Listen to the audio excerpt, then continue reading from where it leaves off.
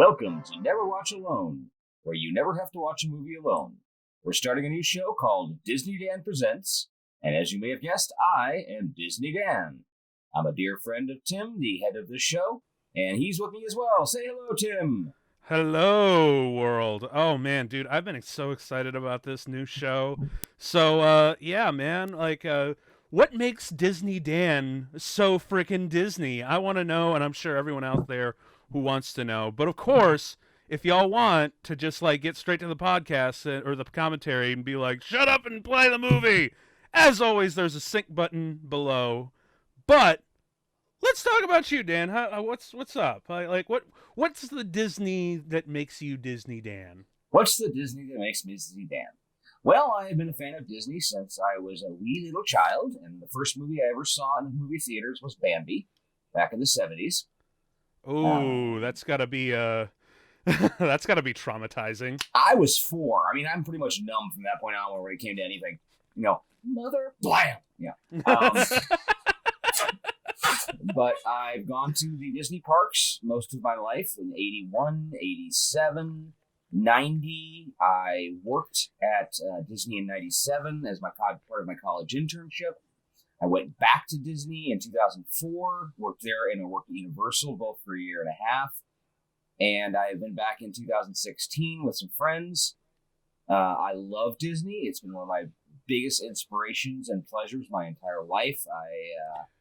And you're a real historian too about the whole, not in terms of just the movies and shows and animational, but also just the company history of it. I get, I dig into the history of it. I know that Walt Disney he was a very creative guy, but he was a bit of a heavy on the conservative side. Hated unions.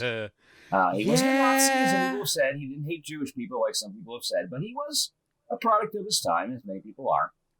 And he created an evil corporation. But I'm actually curious how you feel about that. Good quality entertainment for families, and the company has tried to keep up that distinction from the beginning. I'm really enjoying what Disney's been doing with Marvel and Pixar and the Muppets. And my joke is now basically they're one Ghostbusters away from owning my entire childhood. I know, right? It's nuts. Yeah. I still, despite for all the love, I take it you're still one who's still like, I think we should break up the mouse's power a little bit because he's got one too many Infinity Stones in that gauntlet that Mickey's holding which is there. kind of amazing considering the company was going bankrupt in the 80s. Oh, I know, right? It's crazy. You look back at Marvel, even just they went totally filed for bankruptcy in the mid '90s, and now they're a $1 billion superpower of media. Oh yeah, they're freaking juggernaut, just like Lucasfilm. Lucasfilm never was actually hurting for cash, but I guess George Lucas got tired of people saying you're making bad stuff. He's like, "Fuck you, I don't care anymore." Well, in all by fairness, the way, the show is not for children. Sorry. Yeah, we bring the adult perspective to it. So, kids, do everyone a favor and put this down and give it to your parents. Do your homework, take your vitamins, drink your milk, and say your prayers like Hulk Hogan told you to. And pass your parents this podcast and their bongs. And fuck off. Daddy, what's a bong? Don't ever do it until you're 30. Ask your mom. So, but yeah, so here we are on our very first show, and we're in the middle of Mobster Month. I don't know. I know I try to keep you up on the regular portions of the show because I really want to keep you a real your own entity, Dan. Right.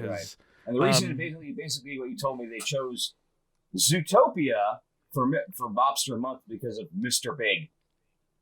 Pretty much. I mean, it's really hard because Disney and the Mafia. Well, it's not really There's a good not a lot of matching. juxtaposition there. No. It's really. Although I would really like to hear Mickey say, "I'm gonna give him an offer he can't refuse." I can't get that Can high. we? I still have testicles. Hey, I do too. I just have a really good vocal range, thankfully. So I guess that said, talking about Zootopia, like, okay, so obviously this is kind of a big tentpole movie for not just Disney and Disney fans, but also for us as well. You know, also a big tempo for furries. Oh my God, yeah, and you kind of, do you still like identify I don't with go to the the crowd? conventions or anything, but I keep my toe in the water just to see what's going on.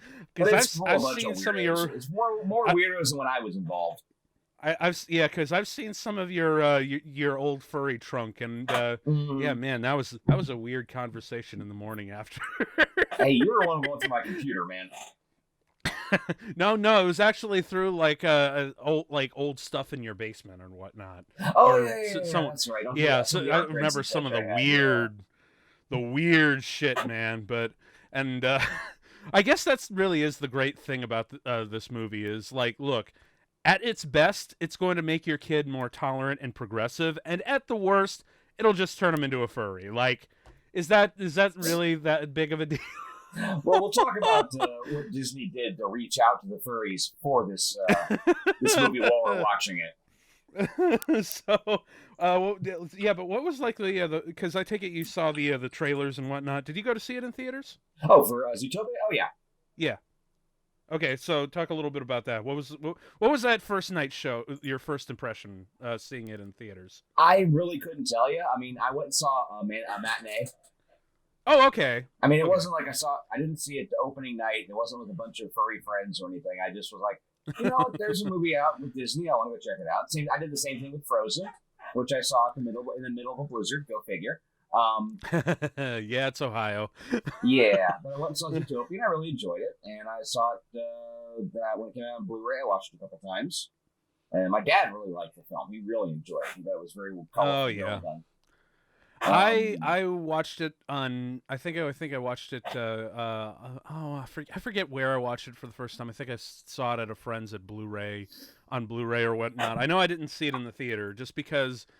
Look, I'm sorry. Like I'm right away. I'm just gonna kill all the Disney fans that are listening out there. But I really did not care for Frozen. So, I saw Frozen in the theaters. Like, okay, it's a cute movie. But remember, you and I are not the target audience. We're not the preteen girls. So, no. But this one had a lot more adult humor, and it was a lot more fun. Well, I guarantee you, there's going to be people out there listening to this like, it's more than just little girls. Like little boys like it too, man. Like, shut up.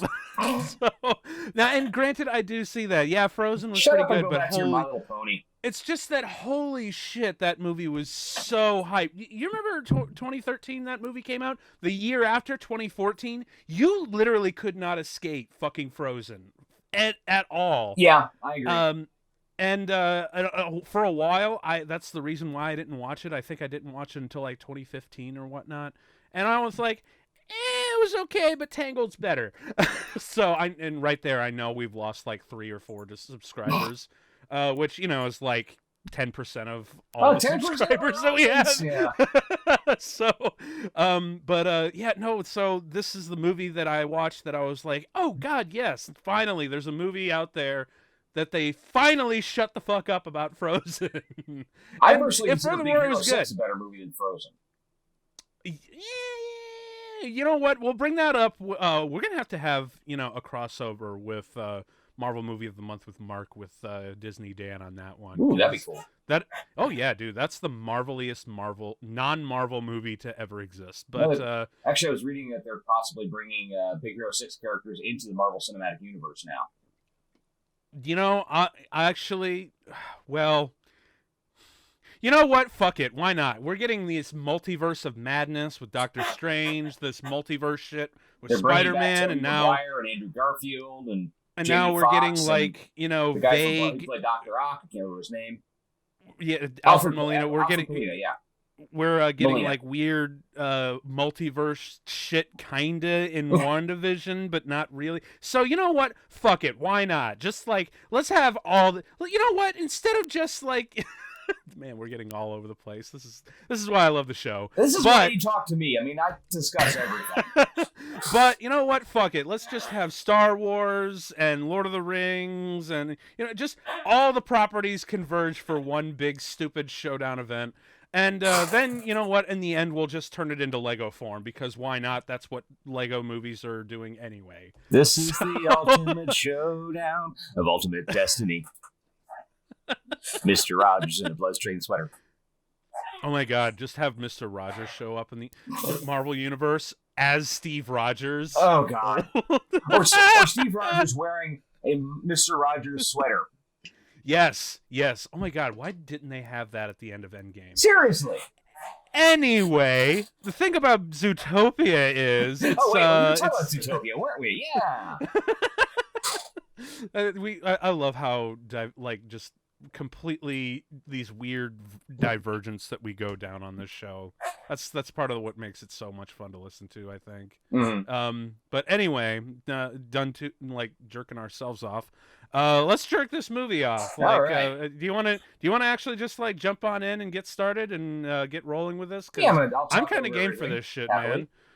Yeah, man. All right. So, as I always try to. It's funny because I always try to look up what streaming service or where you can find whatever movie we do. This Sometimes is an easy one. Gems. Literally this entire show, unless it's something really deep cut that Disney just wants dead and forgotten, something like awful like Song of the South. If you don't know that, fans, Google it and be prepared to be horrified. It's not that bad.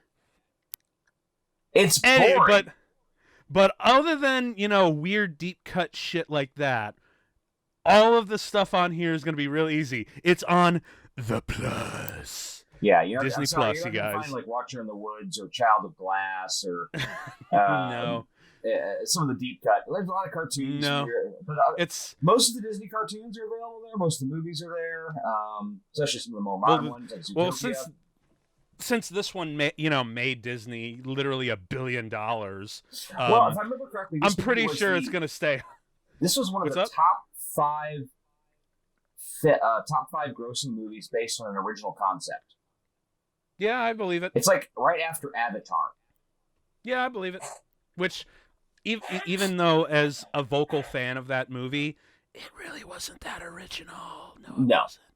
I liked it better when it was Pocahontas. I mean, Ferngully. I mean, the Smurfs. I mean, well, I'd say one more, but that's going to be the tease for our next episode for next April.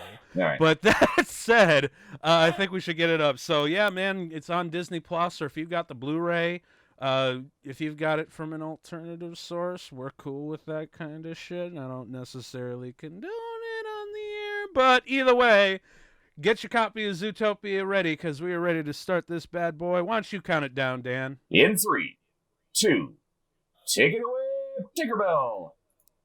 Hooah! There's the... And as we're going to see a lot, it really isn't going to be a Disney Dan show without the Disney logo, is it? Oh no! It's just not going to be. Actually, the first time I saw this logo was from when it was in Frozen. Like, is this Andorra? Mm-hmm. Is this the country? This is the brand new all big time CG Disney logo, man. Yeah. Although now, because Pixar is owned by Disney, and I see this every time, I always have to remind myself when watching this movie. This movie is not Pixar. No. But it's still the most Pixar Disney Animation Studios is. Well, I also remember, first off, looking at the little Steamboat Willie, Walt Disney always wanted people to remember it all started with a mouse. But when Disney bought Pixar, John Lasseter, who's no longer with the company for reasons, it was basically to start in charge of all the stories. So when Zootopia was first pitched, it was an idea of either a heist. There's going to be a 60s spy movie. A bounty hunter pug in space. Three Musketeers. But the main thing is they wanted to do animals in an animal setting. They wanted to do something like Robin Hood, but they wanted to do it with a world that was designed for animals, designed by animals. I love the opening. when with apparently when ketchup. Byron Howard, one of the directors, Byron Howard and Rich Moore, went and talked to Lasseter and discussed, setting up this all animal city. Lasseter picked him up and held him like Simba. Yeah, for real. Because honestly, it's like the setting is so fucking interesting. Let's restructure the entire movie to fit that and be a better allegory. I love the fact that they misspelled vicious. Oh yeah. Well, there's actually The a charm. more original opening where Judy Hopps comes out a lot more heroic, where she saves a cat that's up in a tree with a laser pointer. Yeah. Yeah. That's on the Blu-ray extras. But they changed that because they wanted to show her more as a victim. So when she gets her ass whooped by Gideon Grey. Yeah. This is one of the most adorable movies ever. I'm sorry, it really is. I know, right? Judy is so baby, and I also love each of the music cues. Like you have the sci-fi thing, you have the patriotic bit, and then of course you've got the 70s cop kind of thing. Like it, love it, really love it a lot.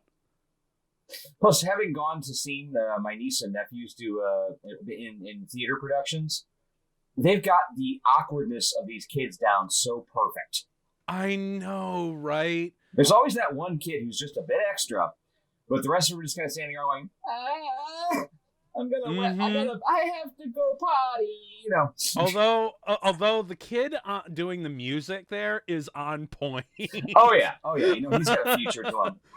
Oh my god, look at how bouncy Judy is. Bouncy I love is Judy, her and energy. her parents are hilarious. Oh, I know, right? They're like, you never try anything new, you'll never fail. It's like the tone deaf. It's the tone deaf stuff that are all of us parents, especially the Xers and the millennials and whatnot, who grew up with those tone deaf lessons, but we were too sweet and innocent to really pick up on the fact that it was tone deaf. Yeah.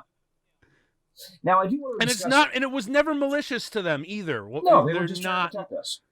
Exactly, and they were just trying to do what they know. Yeah. Although I do love the constant joke of the constant, like the fact that she has like hundreds and hundreds of brothers and sisters. I know that we I know. never like, fucking how see. How parents take care of all these bunnies? And how are they like? I almost kind of wanted. Like one of her brothers or sisters to like support her, especially when she reaches her low point towards the third act of the movie. Like they're all literally just in the background, and it's like, can we see a little more of that? Maybe I don't know. Originally, how much do you know about the making of this movie? I left most of that for you. Okay. Because I know you're the historian, and right. I know how much you love this shit. Well, originally the movie was not about Judy Hopps. Mm-hmm. The movie was set. I remember. Yeah, it was from the point of view of Nick Wilde when they first announced the film. The first production artwork that was ever released was Nick Wilde kind of standing there looking bored, being surrounded by hundreds of bunnies. Yes. And he also had a shock collar on. Because the original idea was that Zootopia, which is supposed to be this utopian place, all predators are outnumbered 10-1, but because they're predators, they have to wear a shock collar so they'll never attack any of the prey animals. Even though most of them wouldn't even do it anyway. And it was actually pretty deep into the story design, and actually some of the stuff was already animated before they took a look and said, this movie's kind of depressing. Yeah. You're supposed to be going in and looking at Zootopia as this wonderful place full of amazing things. And when you're seeing it from Nick Wilde's eyes, he's already cynical. He's already you. I'm sorry. I just love that moment where she puts on the cap. She's like, I don't know when to quit. I'm like, fuck yeah, Judy, get him. Yeah. And of course, the training here. This training montage is a lot of fun. You're dead, buddy. How we get to. And the best part is what's really cool about each of these little setups is that you get a sense for all the different factions of what Zootopia is before you get to take in the breadth of the city itself. Well, I also like it because they're actually setting up the payoff here in later in the scenes. Yes. Oh, I hope someone flushed. And I love that quick, parallel shot. That's some good shit right there. Mm-hmm. Anyway, no, so they decided to change it. Originally, Judy Hopps was a star cop who was tracking down Nick Wilde. So they switched around the story like a year before the movie was supposed to be released. Yeah. It was going to be a very different movie. It was deep in. It was like Bolt. Bolt was when Chris Sanders, who did Lilo and Stitch, and Disney decided they didn't like the way it was going, so it got handed. Stop hitting yourself. Got handed over to Rich Moore, who helped direct this, by the way. Yes. Now there are some cool things. Oh, hey, check it out! It's J.K. Simmons, J. Jonah Jameson himself. Yeah, and Aang's son. Oh, Tenzin, yeah. Yeah, it's Tenzin. Man, J.K. Simmons. Well, let's also not forget the fact that the dude fucking won an Oscar. And still went on to voice Grunkle Stan's brother in Gravity Falls. Oh man, dude, J.K. Simmons is so fucking talented. One of the things they pointed out that Bellwether, if you notice, she's kind of frumpy right now. But as the show goes on, her clothes get a little classier, a little darker. It's a bit of a hint. Oh, I didn't know that. Oh, yeah. You're right, dude. Though actually, originally the production, the mayor was a pig named Mayor Swinton, who was actually kind of funny and sexy, but she was an evil character. She was kind of an evil character. All her bad guy parts got taken over by Bellwether. But one of the little cut scenes I saw was Mayor Swinton as a pig putting on lipstick, and she puts on lipstick, stares herself in the mirror. Yep, still a pig. Interesting. And then her character was cut, and you actually see they used the model again in the DMV scene. Oh, okay, right on. And another character who was cut, which really depressed me because she sounded like she was hilarious in the original. You know what? Maybe they'll have that for a sequel, because Lord knows there's a sequel coming to this. Oh God, yes. I'm surprised Disney hasn't made a Zootopia land yet. It'd be perfect. Have you going through Rhodenopolis or the Tundra or any number of things. But no, there was a character named Honey, and she was a honey badger. And in my opinion, she would have been the first butch lesbian in a Disney movie. How about that? Because she wore tank tops and combat boots and combat fatigues, and she was a total conspiracy theorist. And she was one of Nick's best friends. That fucking taser. Seriously, am I the only one who gets freaked out by that taser? No. Now, also, what come up here is a sequence where she's going to say, "Here's a song, try anything." And of course, I wrote down all the names of the songs of the artists on her iPod or Apple Pod. Oh, okay. The problem is I left it on my laptop in the other room, so I can't go grab it. But one of them is Guns and Rodents, which makes you think, so there are guns in this world, huh? Interesting. But there's there ought to be. Katy Perry. Well, yeah, we're about to see the thing coming up like really soon. Yeah, and then Black Sabbath is Black Sable. They had a lot of fun with the name, Fur Fighters. I love that. Hyena Gomez. Yep, Gazelle. There's Gazelle. Shakira with a song by Sia. And of course, and I'm not gonna lie, this song does kind of slap. This song slaps so hard, dude. And this is a great look at this shit, man. Oh, dude, the design, I love it. Mm-hmm. And they actually said that in the making of, they were talking about, if you watch, they used a couple quick allusions, like when she goes from the desert into Tundra Town. Yeah, she's gonna go through a cloud, and the color of the sky is gonna turn to a more brilliant blue to make you think it's a lot colder. Sweet. I also love the idea that, one is a heater and then, cold air comes out the other end. Yeah.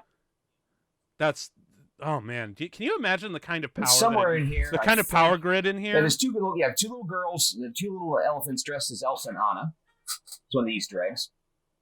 Yep. Oh, there's so many Easter eggs. It's going to be impossible for us to keep up with. Oh God, yeah, definitely.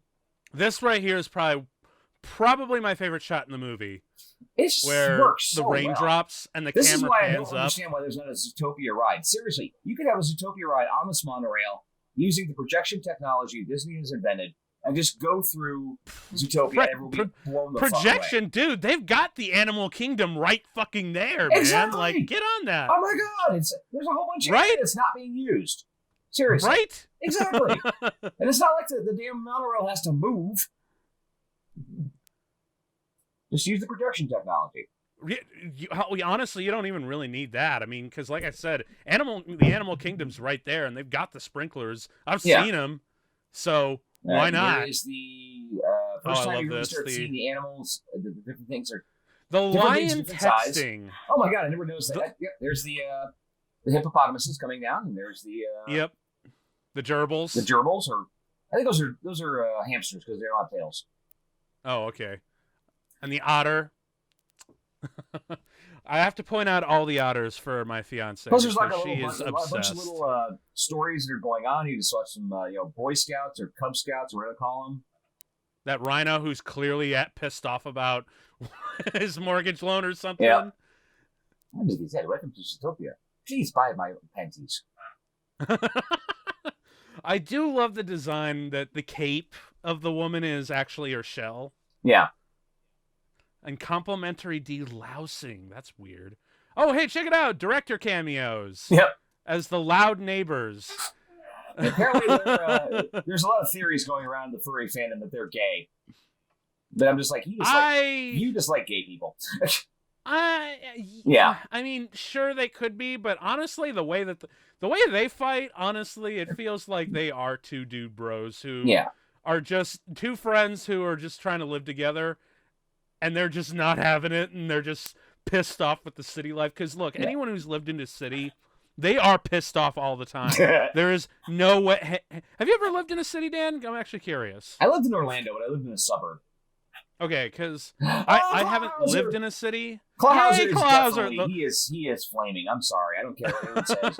He is clearer than a $3 bill, and I love him for it. Yeah. But with his lucky chomps. Yeah. Oh, the puns. You know, I think it's kind of similar to how I view BoJack Horseman. Yeah.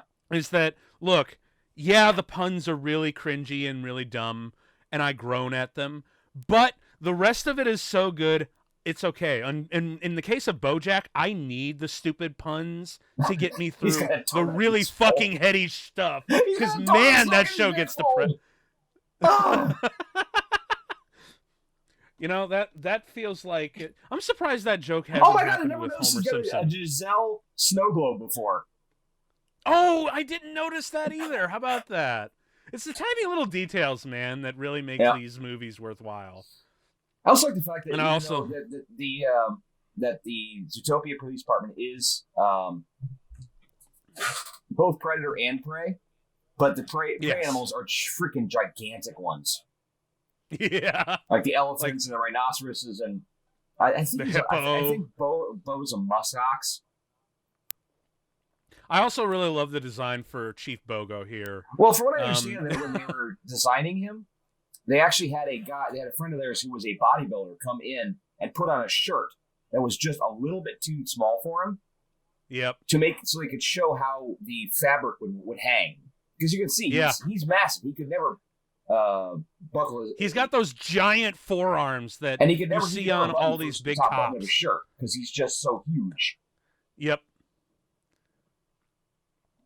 And of course, I also love how it's interesting. Man, this was like at peak Idris Elba, where he was in fucking everything. I was always kind of annoyed. You know, I love Idris Elba, but you know. It's almost like, oh, here's the hot black guy of the month. Let's put him in everything. Like, there are so many great African-American actors out there. Use some of them, too. The same thing happened with Wesley Snipes. Same thing happened with Denzel Washington. Damn, you're right. Oh, fuck. I was going to start defending, but you make your point, and, yeah, I can't refute that. But it sucks. In all fairness, though, this was the only animated movie he was in. Yeah. I believe this is actually his first, wasn't it? First anime movie, yeah. Yeah, like the first time he ever did a voice role, which still, I guess, is kind of cool. Just don't care. Yeah. He's such a great character. He really is, man. Yeah. I think that him and, like, all these other police officers are the reason why. Love that little nod to Thumper. Yep. um, But also, but take a look at her outfit. There's no leather on her. It's all neoprene and Kevlar, because obviously, being Zootopians, they don't have leather. no.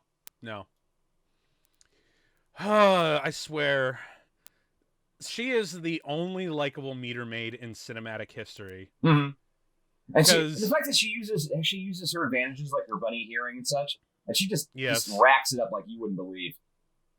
She takes such pride in her work. I think someone did the math for it, and she does like roughly a ticket every 2 minutes, which is insane. But meter maids really are kind of the worst, though, aren't they? Because you're in a college, you're living in a college town. Oh yeah. So you know how fucking I gotta move fast up the wall they are. Yep. I was in there for like 5 minutes, lady. Like, come on, just let me take a quick piss because my bladder is fuller than Seabiscuit's bladder right now, and I need to let loose. Oh, here's the first Jesus. Introduction to Nick Wilde. Now that sheep, was that Doug driving away? It could have. I hate to say it, all the sheep look the same except for Bellwether. I know, right? Or was that a ram? I forget. I don't know. Well, either way, you're right. They do look the same, but either way, that sounds really bad. Yeah, one of the cut characters in the original version was a couple of the secondary nemesises or nemesi of Nick Wilde. Yes, and they were literally called the gerbil jerks. They were two frat boy gerbils who drove around and kept annoying the hell out of Nick just to because he couldn't fight back. They'd run over his tail, they'd throw beer at him and stuff, just whatever they could. Yeah, this is showing Judy still has that deep set bias against foxes. Yeah. Which, okay, so there's something else that someone pointed out to me. Okay, before I get to that point, I just got to point out how fucking cute this is. Yes, and the fact that it's voiced by Tiny Liston. But no, because look, knowing that we know now, even the fact that I know this is 100% a hustle, and I know that little kid, that quote little kid, Fennec pulls it off so perfectly. That little trumpet noise still makes me go, "Woo!" Even now, like knowing what I know, it still makes me go, "Oh, so cute!" What the heck? It's that manipulative, and that's Disney. Even this, where you're just like, like, oh my god, it's adorable, and I'm totally fooled by it. So, yeah. Even now, knowing, oh yuck, using his trunk to blow things. Yeah. Oops. Dude, come on, man. Like, glove up. Yeah. Also, I want to point out just the sheer amount of processing power and rendering power they had to do to get the fur to look right. Oh, I know, right? Because I remember when Monsters, Inc. came out. Yeah. They talked about the insane rendering power that they need to get Sully to work. Because Sully was their first I think the real big experiment, can we do a furry character? Yeah. And make it work and feel real. And that was 2001, and this is 15 years later. So obviously we've come a long way, but yeah, you're right. It's never looked better, especially like the texture of the elephant cloth on Fennec's costume. Mm-hmm. I can feel the softness of the felt just by looking at that costume. Yeah. But they were talking about with Elsa, they had like 300,000 strands of hair on her. And on Nick himself, they have over like 2 million. Oh, yeah, I believe it. Also, can we just give a nod to Jennifer Godwin and Jason Bateman for being absolutely perfect in these roles? I know, right? Because look, I know that for a fact that they record separately. Mm-hmm. Like, because for those Sorry, it's adorable. I'm sorry, it's so cute. You're right. It's so fucking distracting. Even with the little toot toot that's coming up here with the where's the bye bye toot toot. I was expecting to get smacked or something. It's so cute. But yeah, no. So for those of you who don't know, when actors work on movies like this, they usually brought in for a period of 3, maybe 4 days to do the bulk of their voice work on their own. It's literally just them, the casting director, the directors, working for 8-hour days for about 4 days, and they're done. And maybe they'll come back for a day or two for some pickups to readjust and accordingly what they need for the movie. I also want that. So it's all separate with the 70s fantasy right? art on the back. Man, dude, you and every other furry, man. Well, not just that. When I was growing up, there was a guy in my hometown who had a van like that with like Star Wars airbrushed on the side. Bitchin'. Yeah, it was. Dude, this is some next level hustling right here. Oh God, yeah. I love the logic behind it, but yeah. So, what was I? The Lemming what Brothers. was I saying? Oh God. And you also gotta love the how perfectly robotic this is to him. Just 1, 2, 3. God, that's adorable. The, popsicle sticks in, and here comes Fennec. Boom. Looking like that. This is my life. Yep. I gotta say though, it's one hell of an operation, man. They get paid 3 times. And a little tiny pointy Johns. And it's popsicle sticks, which is really fucking funny. And if you didn't think that was funny, this sure as hell is, where he spits out the thing and just French hip hop music plays. Oh. French hip hop. That's a weird little niche, isn't it? Oh God, yes. Well, actually, no. French electronica. By the way, just a moment. This is tangentially. What's the word I'm looking for?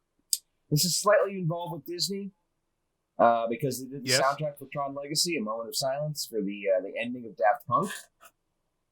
Oh yeah, so we record this about a month in advance. So yeah, we just heard about this fairly quickly. I'm like, oh. So that's it's the Outmouse. Is that what it says behind it? Yeah. I missed it. It's like there's like so many little puns in the backgrounds. I know. Really, it's almost impossible to name them all. Mm-hmm. Also another thing, real quick. Yes. When they were making this movie, they had to figure out the scale. So they actually decided that the closest they could get to a human-sized creature was a wildebeest. So the wildebeest is 1 for 1 for a human, and everyone else is measured on a wildebeest. The wildebeest scale. Interesting. Yeah, I dig it. The ramen Brahma. No, basically, so everyone was. They had like one standard wildebeest who's about 6 foot tall, and everyone else is measured against it. Yeah, because isn't Nick Wilde listed as like 3 foot? Yeah, something 3'5" or something. But basically, also when they had Jason Bateman, he came in and they asked him. And he asked, "How do you want me to play this character?" And they went, "You're Jason Bateman. Play him yourself." Yeah, no, that's what I was getting to. So the fact that that all these actors recorded in a vacuum. Yeah, it's amazing the level of chemistry that really comes through and gets put together. Now, sometimes they do record let me try this again. Sometimes they do. I have a stuttering problem, guys. I'm sorry. It's cool. No, cool. Let's go. Go for it. Sometimes they do record together. Like, for example, in the Monsters, Inc., they did get Billy Crystal and John Goodman in the same room, so they could work off each other very, very well. I love the Beavers. Oh, I know. And they're just so disappointed. Like, what the hell, lady? Dude. But yeah, you mentioned that they work off each other. A deleted scene where you actually see her on the subway coming home. They cut it for timing, but there's like it's hilarious because you keep seeing pieces of concrete breaking off. Oh, and I love the all the shit that you keep going through. Yeah. I'm a loser, baby. This honestly feels like a little nod to Hot Fuzz. A little bit. A little bit. Hey, Judy Hopps is Hot Fuzz, isn't she? According to the furries, isn't she? She's definitely considered hot. Let's just say that. Yeah, the internet is a very wacky place, is it not? Yeah, apparently, literally, a marketing firm contracted by Disney had been reaching out to furry groups, asking them to post to Instagram with movie hashtags in exchange for freebies.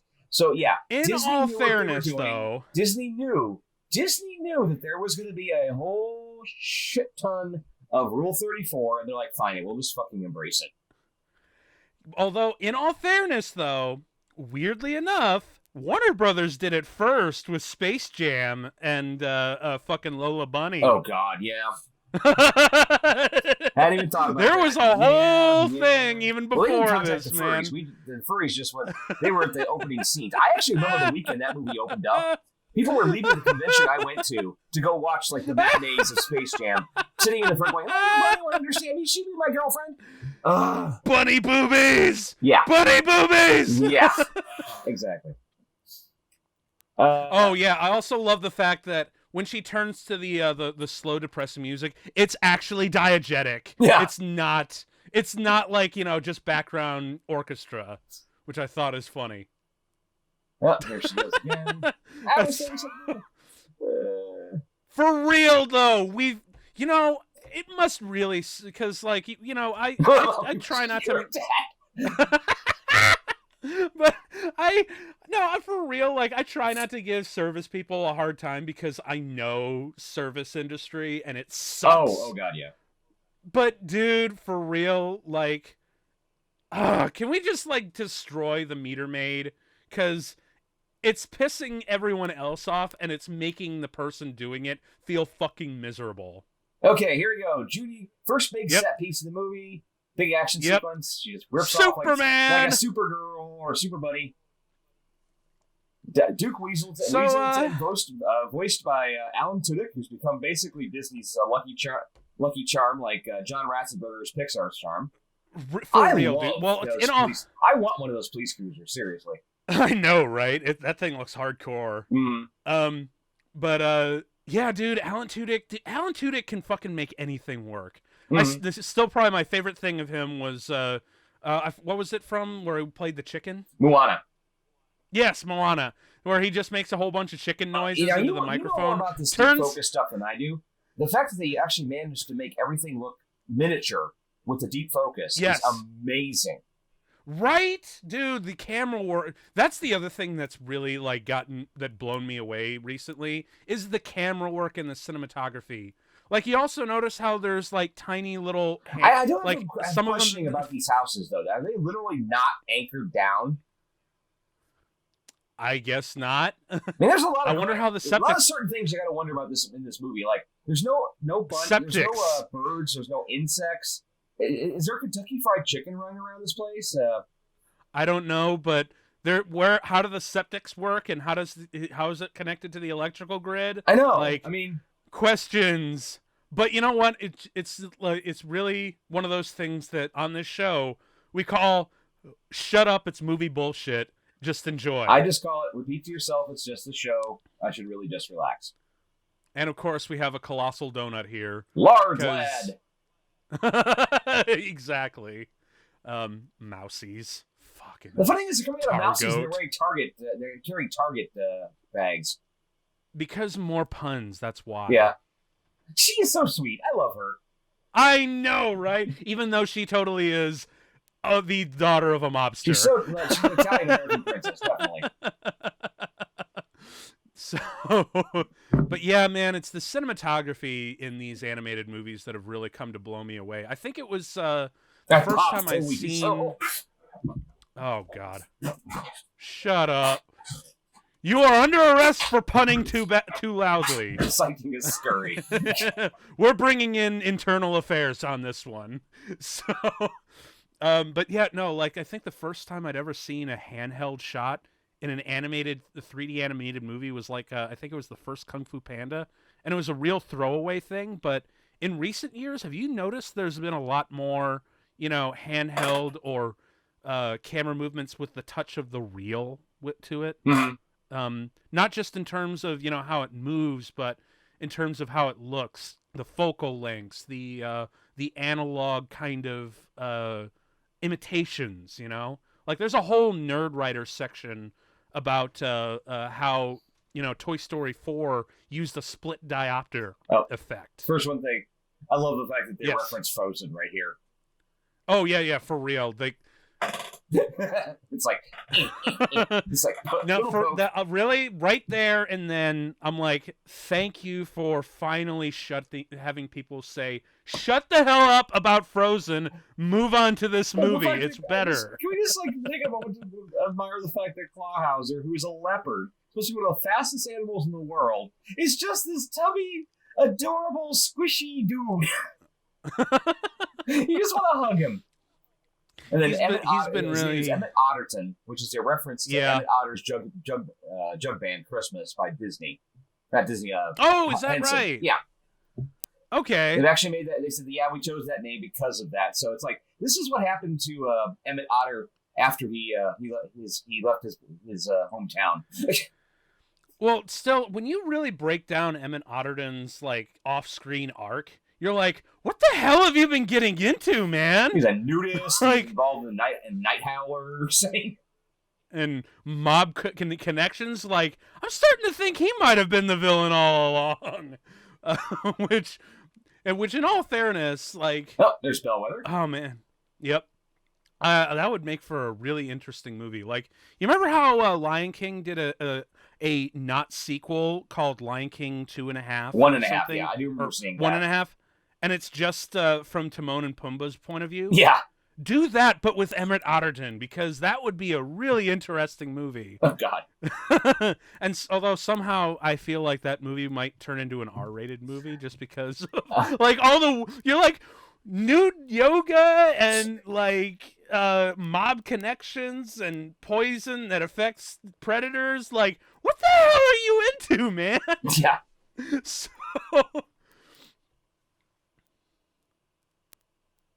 I'm sorry. Okay. I'm somehow getting lost in the animation of this movie.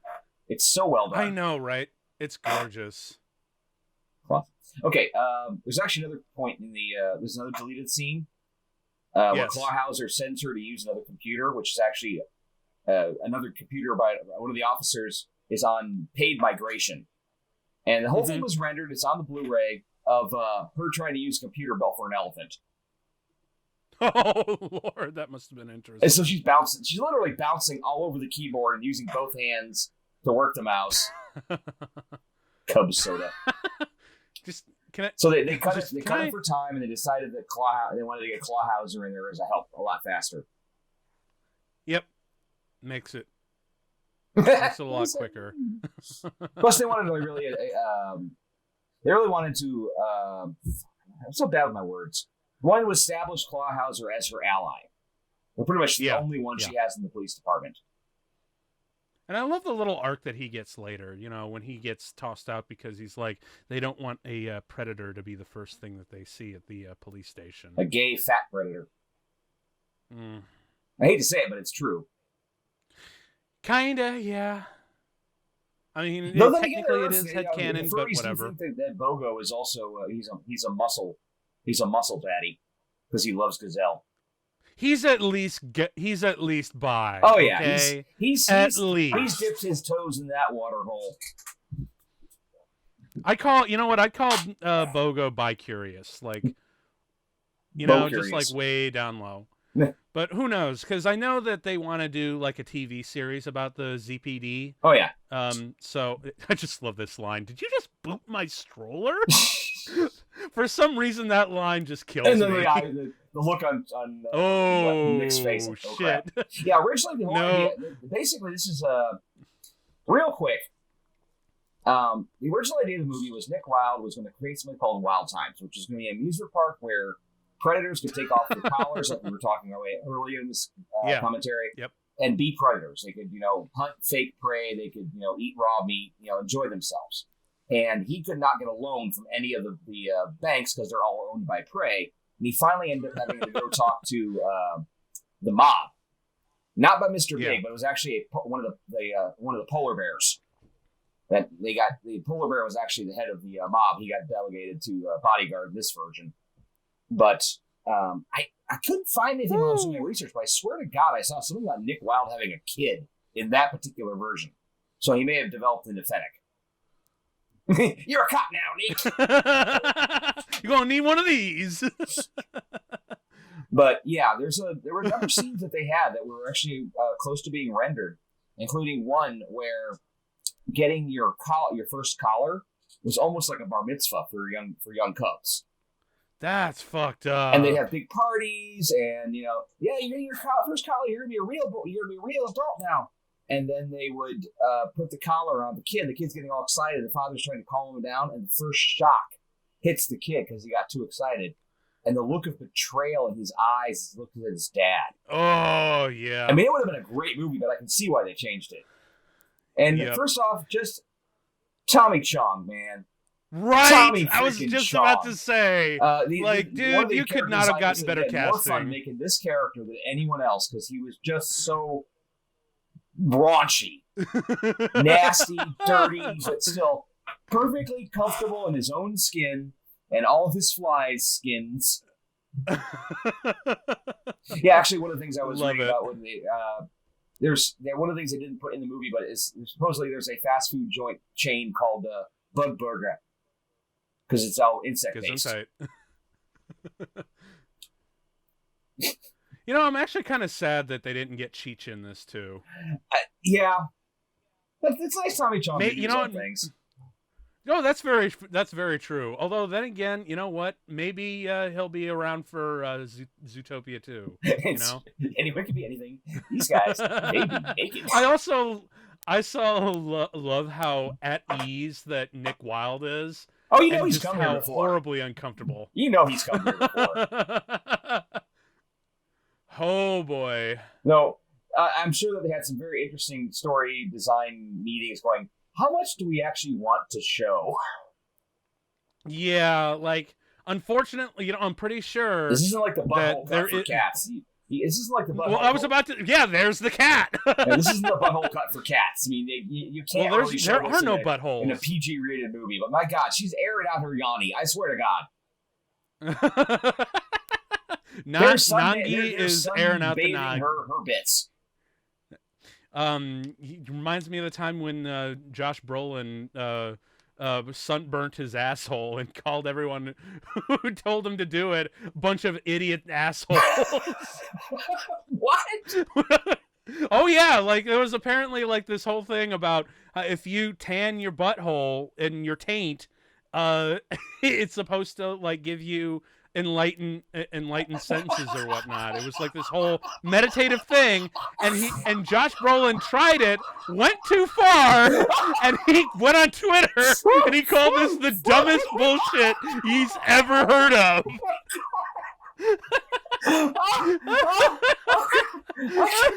Did I lose you? I think I lost you. I think I lost my co-host. We have to stop the show now. I've killed my co-host already with laughter. Just need a moment. Oh my! Just let me know when we can get back to the movie. It's cool because the movie is about to slow down. Actually, you can buy one of those pens. Oh yeah, dude! So I have a friend of mine. She actually used to be the old co-host. And I know she's listening now because she and her girlfriend are huge fans of this movie, and I know they're listening. Aww. I actually got her the pen that you can get for her birthday a few years back. Oh god, the DMV. It doesn't just have like sayings from the movie and whatnot. You can actually record your shit on it, and it's a real working pen, which is the coolest thing. Okay, ever. Coming up here is. Flash. We got my dad a Flash mouse pad. He loved it.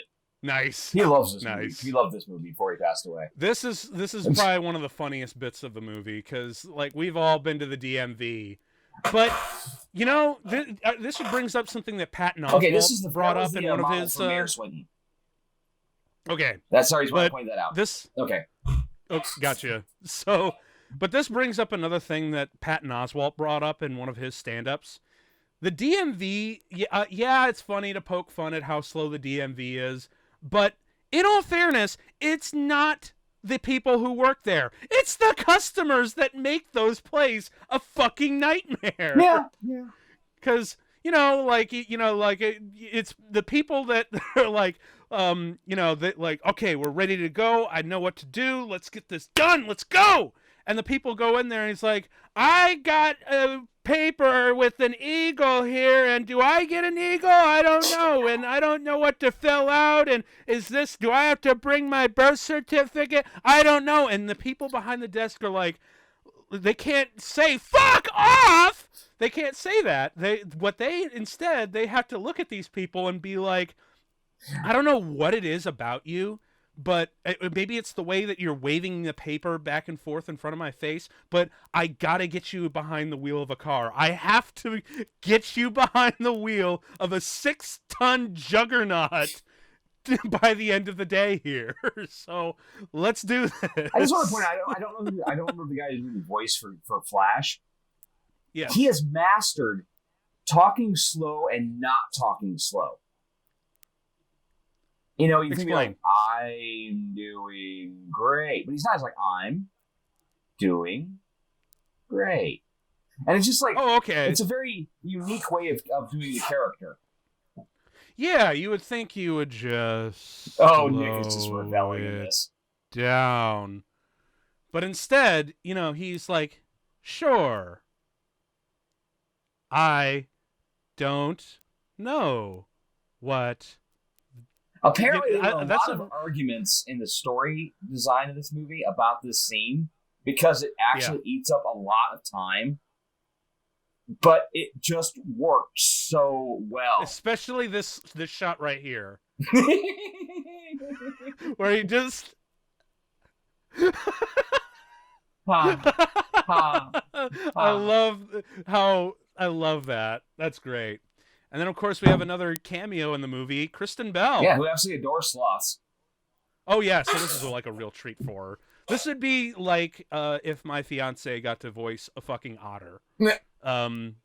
She would just have the time of her life. She'd be like, my voice gets to come out of the otter. I like the otter. It's so adorable, Dan. You have no idea. Yeah. Oh, the dot matrix printers. I never even noticed the little paw button. Oh, you're right. I didn't notice that either. And I also love how his little wrist movement was kept in the animation long after she took it away. Mm-hmm. It is dark now. And of course, yeah, the DMV be like that. But again, it's the customers. Oh, yeah. I had a situation your where DMV I had to people. take care of my plates. My license was just about to expire, and I was trying to do it on my birthday. And everything that could have possibly gone wrong did go wrong, but half of it was my fault. So I understand. And what should have been like 20 minutes in and out took me almost 3 hours. Yep. Because I had to literally keep running back and forth to my apartment and finding shit and coming back. Mm-hmm. And I don't blame I've been there too, man. blame the DMV at all. It was my fault, and they were very cool with it. They helped me out every step of the way, but I'm just like, come on, they've seen so much worse shit than that. They've seen so much worse. Yeah, next time we see each other, I'll tell you a story about that, because it's just like, it was a severe comedy of errors. First off, you throw like a bunny. And he gets over and she's already in there.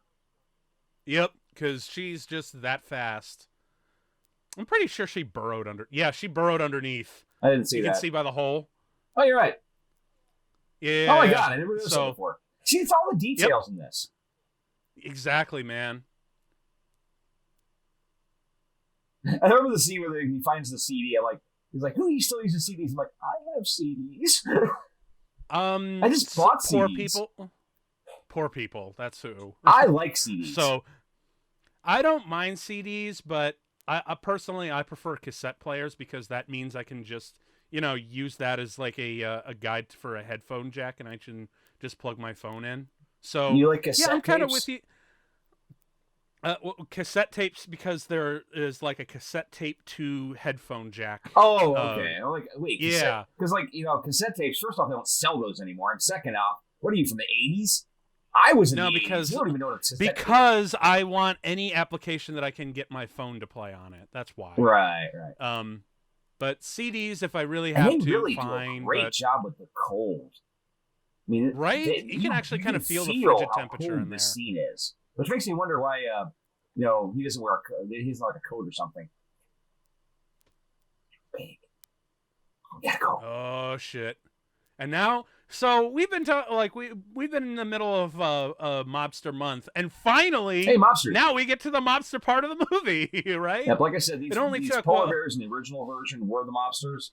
But apparently, I don't know where Mr. Big came from. I think it was just actually it came because I actually remember reading this something about the fact that one of the directors read about shrews and found out how really violent shrews are, and they thought it'd be hilarious to have Mr. Big be a shrew. Photos. The shrews are just pure evil. They are nothing but eating machines. How hilarious would it be, though, to have a panda bear be the head of a mafia? Because they are kind of chaos incarnate. I would say yes, except that you could open yourself up real quick to an accusation of racism. That's fair. I hate to say it, but yeah. Yeah. Although there is one little bit there that we just missed, where she just goes, "Oh, cheese and crackers." Very was that a reference to? Well, that was that a reference to The Happening? I have no because idea. that felt like it. Well, cheese and crackers is a common thing for people to say in Minnesota when they don't want to swear. I don't remember that part in Fargo, but okay. Not cheese and crackers. Hey. They should swear to God be playing the Godfather theme or something right now. They are total. They kind of are. I mean, you can kind of hear it in the instrumentation. I mean, come on, like look at him. He's got the Marlon hairdo. He's got the cadence. He's got the red rose. What more do you want, Dan? Yeah. Seriously, do you want us to just have like all of his dialogue be archival stuff from The Godfather? Maybe. No, that's too far. Yeah. Even this is too, because it's weird how, this movie is obviously supposed to be subversion of like lots of stereotypes and whatnot. Yet the stereotypes kind of remain. The Fox character is still, shifty and sly. The weasel's still kind of a rat. The bunny's still very excitable and bouncy. The dumb Southerner is still dumb. Is still a bully. Like all these stereotypes still weirdly kind of remain, don't they? Even the mobster is stereotypically Italian, Major cannoli. So I don't know. It's a weird dichotomy to process, isn't it? Ice 'em.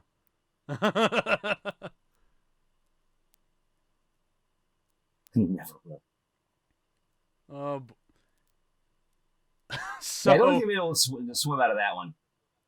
No. Oh, and then this is every movie needs a Deus Machina, and this is it. This is this one. Pretty much right here. And it's also crazy, like, towards the end of the movie when, Judy and this lady become friends. Yeah. Judy's kind of cozy with the mafia at that point. She is. Isn't that weird to say? Like clearly the most idealistic and best cop on the force is actually close to the mafia. Well, as idealistic as you are, as many movies have proven and many stories have proven, you got to make some concessions to be able to do your job the best you can. No, still, I'm with Nick Wilde there. Just looking, this shot right here coming up just makes me laugh every time. Is this the little cake? The bears. I love the cake. The cake. Wasn't this wasn't this based on footage of John Lasseter? I don't know. Because I remember someone saying that this shot was animated based off footage of John Lasseter attempting to eat a very small slice of cake. So, which I thought was rather amusing. I want to see that footage now. There was something about they had to get at one point, I think it was the wedding dress. They had to figure out how to get it to wear properly, and none of the women had the body that she did, but one of the male actors, one of the male animators did, so they dressed him up in a wedding dress, and they used him as a reference. Yeah, you got to remember, a lot of animation is using references. When they were doing doing Little Rodentia, they actually built they mocked up a small city with cardboard buildings and such, and then they put a couple toy cars in there, and they had a friend's hamster that came in, and they used the hamster to run around, and then were able to pass a small camera through so they get some shots. There's a lot of it. I mean, hell, I wouldn't. I know that even, especially for, complicated stuff like fight sequences. Now, this is one of my favorite sequences in the whole film. Because this bit. It's very tense, but also how gorgeous it is. I mean, you've got that deep field of view in the background. You've got the light shimmering off his black fur. You suddenly got, the jump scare here. Where is he? Ah! Killer otter! Yeah.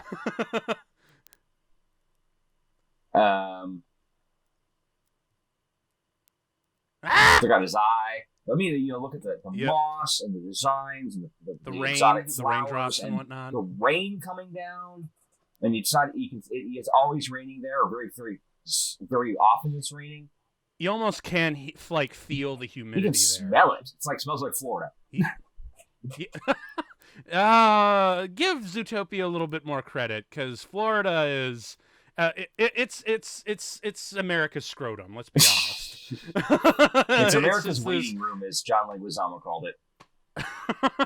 It's God's waiting room. It's where the old people go to die. Fucking no one likes Florida. Not even Florida. Oh. Even Florida doesn't like Florida. He's going through his Jekyll and Hyde. Shit! He's been hit. Transformation. He's been hit. Oh, my cat looks like that when she's attacking my hand.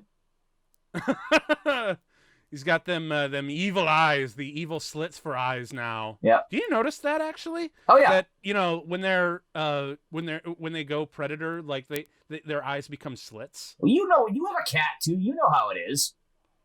Of course I do. Oh, but look at that. She's adorable. The perfect sheen of the wetness down. It's just a really, really well done scene. Yeah, man. And again, it's the cat. Clawhauser, for real. The app. I'm actually surprised that wasn't an app that Disney released. I didn't never check. It's like a tie-in. If I'm wrong, let me know, because I'm kind of shocked that if they didn't go that route. I've never really looked up. I haven't had a smartphone. I didn't have a smartphone for the longest time. Yeah, me neither. I think I was still operating off a I think this was right around the time when I finally switched over to a flip phone. This is literally because the network couldn't. The whole movie, this is the sequence that has the most danger. Because even the ending is actually kind of like, they pulled back. They could have been a lot more bigger and a lot more explosions, but they pulled back, and I was actually very impressed with that. But this worked extremely well. Jesus. Dude, don't go that way, man. For real? Like, come on. Well, he was just trying to get away. I understand. But if you do not let go. Do not let go. I'm going to let go. Of course. Physics at work, ladies and gentlemen. Physics. Yeah, it never should have worked. I'm just like, that is one strong sticker, by the way. Oh, I know, the police badge the sticker. PD, yeah, you would have think it would have slid off right after any part of this. Yeah. Also, cartoon physics, yay! It helps. Bogo's like, I was not.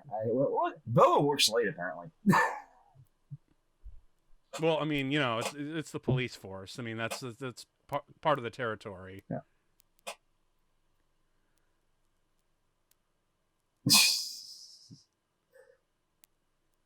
Sorry. What? I'm running out of things to say. No, it's cool, man. Because, honestly, because where are we at in the movie? We are literally at the halfway point at this point. Yeah, we are. We got 52 minutes left. But it's crazy how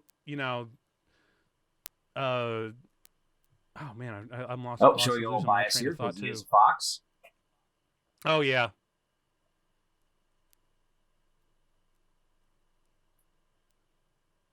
I am altering the deal. Yeah, it's Pray not I been don't 2 days alter yet. it any further. Yeah. And of course now Nick realizes, oh, he's like the one person who weirdly understands what it means for Judy. Mm-hmm.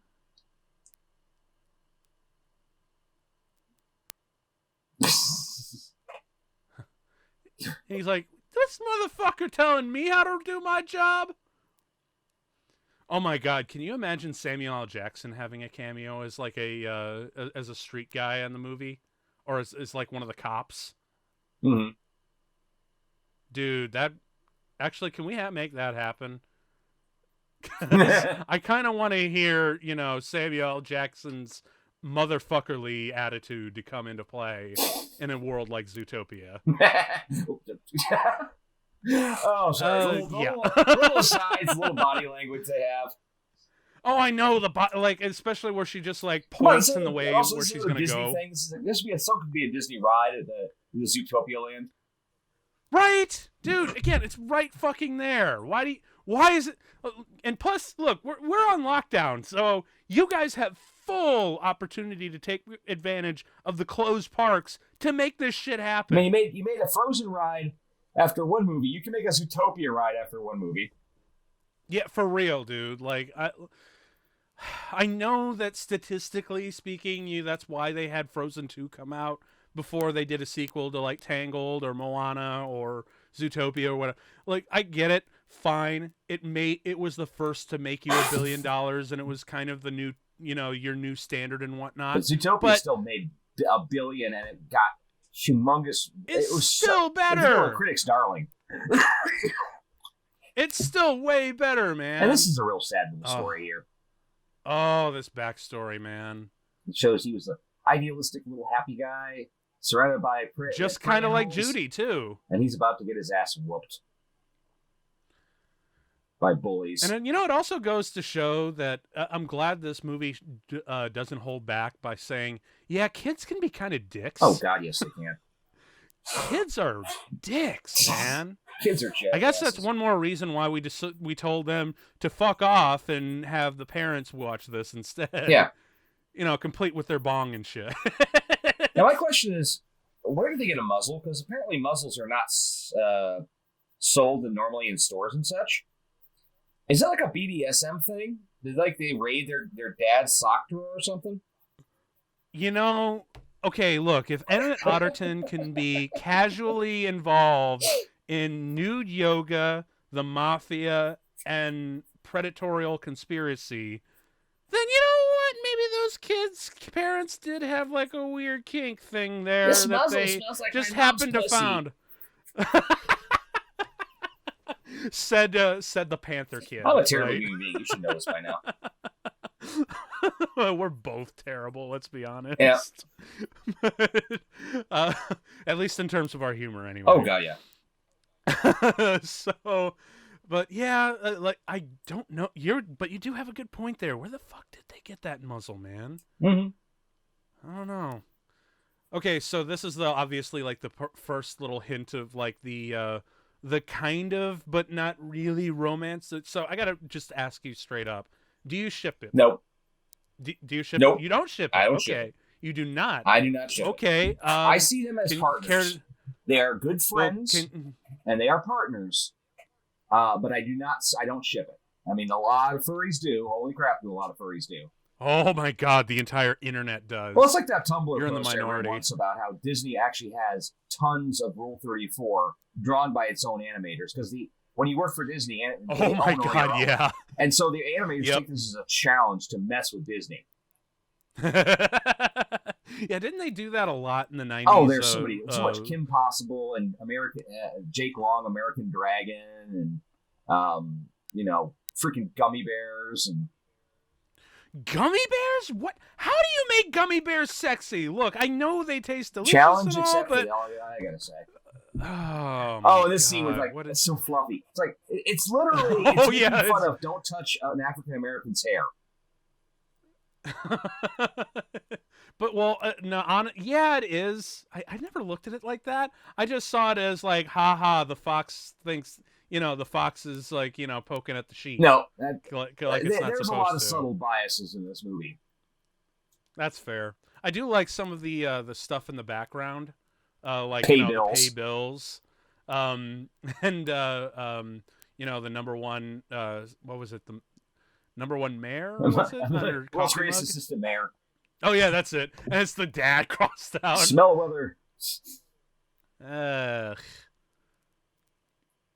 But what was it? I think on the close up of the phone, you can actually see Doug's number. Yeah, Doug. Yeah. Doug's number. So you can totally. That's like a big clue that she's totally in cahoots. Oh, I never noticed that before. Yeah, man. I noticed that. I think the second or third time. Oh, okay, that's a legitimately funny joke. Those little sheepies all over around. Do you think she counts herself when she goes to sleep? I actually really like that joke. Oh, there's the wolves. Yep. And for those of you who are sort of a plague, in the original version of Zootopia, there was actually an elite police squad called the Razorbacks. They were Razorback hogs. Oh, okay. And they were like the tough guys. That. They were like the elite SWAT, but they got switched over to wolves for this. Right. Well, I do know that one of them is named Geralt. So if you guys are if y'all are fans of The Witcher, I think y'all know what that means because Geralt is one of the main characters from The Witcher. Oh, I didn't know that. Yeah. And it's totally named after that. Maintenance 6B. Took them out right here. Aha. Yeah, you smart, you sly fox. Mm-hmm. Actually, the funny thing is, this is completely aside. On our commentary? Shocker. No, my senior thesis in college, I wrote about applying Jungian archetypes to animals in literature. And this movie is a prime example of that. Sly as a fox, quick as a bunny. You basically use the animals as a shorthand for the archetypes you need. Like, one of the things I used was the movie Mouse, was the graphic novel Mouse by Art Spiegelman. Oh, yes. Great reading. But the Jews are portrayed as mice, kind of powerless and very, scared. The Germans are cats. Cats are the Nazis. Obviously, they're evil. The Americans are kind of like are basically dogs. Mutts. Friendly, big old happy mutts. And also another one I used was a book from 1946 called The Beast is Dead, which was actually drawn during the time of occupation by a couple French artists, where each of the races, or each of the sides represented a different country. Like the Germans were wolves, the Russians were bears, the Americans were buffalo. So that way you have that shorthand. Exactly, and this movie does that. And there are some stereotypes that they do subvert, like Clawhauser. Clawhauser's played for last, but he's a fat leopard. But they still give him a weird kind of arc. Yeah, but Mayor Bellwether or Mayor what's his name? Fuck it. No, the mayor Lionheart. What? Lionheart. Yeah. But he's the king of the jungle. Therefore, he's a big lion. Mm-hmm. He's a leader kind of character. Yep. But yeah, that's kind of the shorthand they use in this. Yes, they do. And to your Jungian essay that you wrote in college, I would say nerd, but I've written way nerdy. Hey, I got an A on it. I don't care. So, yeah. Although, do you remember? This is the first movie I ever saw where they showed just how much you can do with a smartphone. Yeah. I mean, like I think it was earlier in the movie. This was the first one I ever saw. And she uses a flashlight. Really? She uses a camera. She uses it to look up information. Music and all these different things. Yeah, I mean, it shows what a smartphone can do. Plus, I like the fact that it's got a carrot, so it's not an Apple product; it's a carrot product. Yeah. Although I think there's Otterton. Poor Otterton. He's so kind of freaked out. Now, how long did the Night Howler's poison actually last? Because these people are messed up. I don't know. Maybe it's like a long-term thing. I don't know. Maybe they get overdosed and stuff. Maybe it was like, actually no, because they were Maybe, or concentrating, like, weren't they? It's sort of like, yeah, I think what it was is the Breaking Bad reference they made later on. They're taking the Night Howler oh, stuff, so which good. is sort of like you can make it go crazy for a little bit, but they were concentrating it. So yeah, that's what's messing Yeah. up. Okay, that makes more sense. Yep. I just answered my own question. There you go. Uh, but what was it? Oh yeah. So another thing that I think we missed Oh, while one we more were thing. talking about this That is I mentioned yes. Honey earlier. The doctor is Honey. The conspiracy theorist. They basically took her Yeah. and recast the model.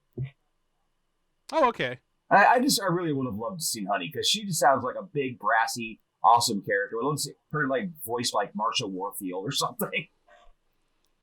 All I can say is throw it in the sequel, man. Yeah. Throw it in the sequel or the TV show or whatever the hell they're going to be Tales of doing. ZPD.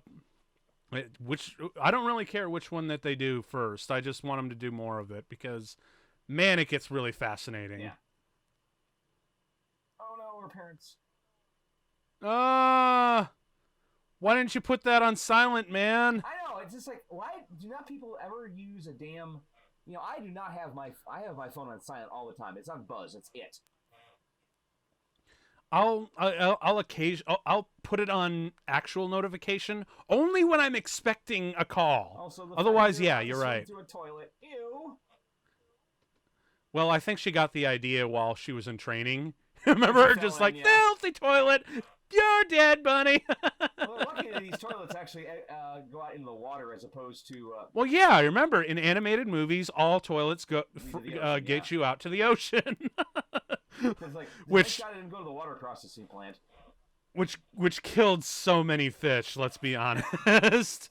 All the kids trying to release their fish out into the ocean. So many fish Doesn't died. work that way, kids. Fucking cheap Bogo. No. Just like, no, go away. No. You have the app too?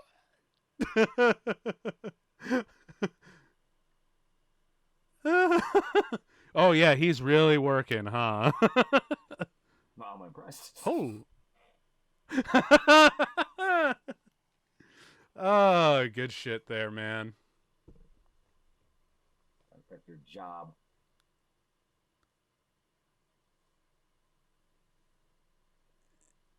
I'm sorry, but talk about the ears. Why is he wearing sunglasses at night? Oh yeah, but no. Because cop. That's why. Lionheart's face, the velveteen fur, they got so perfect. Mm-hmm. And here comes the misunderstanding moment of the film. Yeah, and it's super heartbreaking because it's not just a misunderstanding between the cops and the not just between the police and the public, or just the broad stroke of predators and prey. More fundamental and more important, it is the breaking point between Judy and Nick. Because that's what really makes it biases against foxes. I mean, literally, you can see they're almost focusing on the fact that she's got the fox away mace on her belt. Yeah, she's had it the entire time. I know, but they're deliberately putting it in frame. Yep. Just to keep that seed in there. Yeah. Oh, and I do love that, she's like, you might need this pen back, so all seems well. It's so wonderful, story structure wise, that you can have a really great high followed by literally the worst low. Yeah. That I think is always some of the most effective elements of storytelling, when you have a really great high and then immediately take it away with the lowest low. Yep. She's gonna screw up here. Oh in boy! Just a moment. Oops. This is why y'all need to have you have to have your statement pre-approved before you go on the air. I'm actually surprised. You know what? I know that this isn't exactly her fault, but Chief Bogo probably should have pre-approved her statements. They really made some major mistakes here. Like, dude, for real? Because don't they actually screen statements before they go on and whatnot? To, yeah. This is one of those logical Well, fallacies in this movie. If they didn't have this scene, they couldn't move on with the story. mm-hmm. Sometimes they just Hey, totally actually, screw up. so I just noticed something else about the setup there. If you look closely at the podium, do you notice the microphones of differentiating sizes? Oh yeah. I just noticed Little that. tiny ones I didn't, and the really big one up top. Oh god, no, not mandatory quarantines. We're just getting out of this shit. Hopefully. Please, no more. I know. It's been a full year, Dan. I know. I never got quarantined because I'm an essential worker. God. Thank God they were. I've just been doing. I blame my. I've just been doing this show to maintain my sanity. Yeah, I blame my very strong iron constitution. But man, I am so glad I didn't get it. And just as a quick aside, my mom's going to getting her first shot on Thursday. So yay! Yay! I don't really care at this point. But neither do I. Ooh, that line, man, that cuts deep. Oh, this whole thing is cutting deep. Yep, there's the fox repellent. Yep. That's almost like Chekhov's gun, you know? Pretty much, yeah, it is. She never pulls it, she never uses it, but it's always lurking there, and this is the payoff.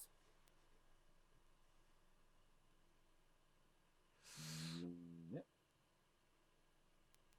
Aw.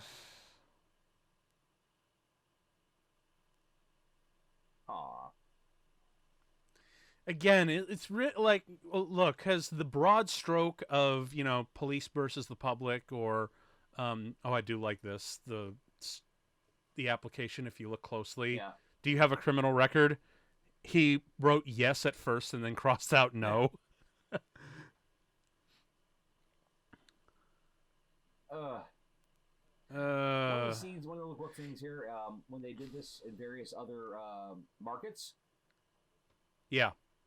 The newscasters were actually, they changed it to animals that were more native to there. Like, for example, in China, they actually did have a panda, and it was actually voiced by a Chinese news reporter.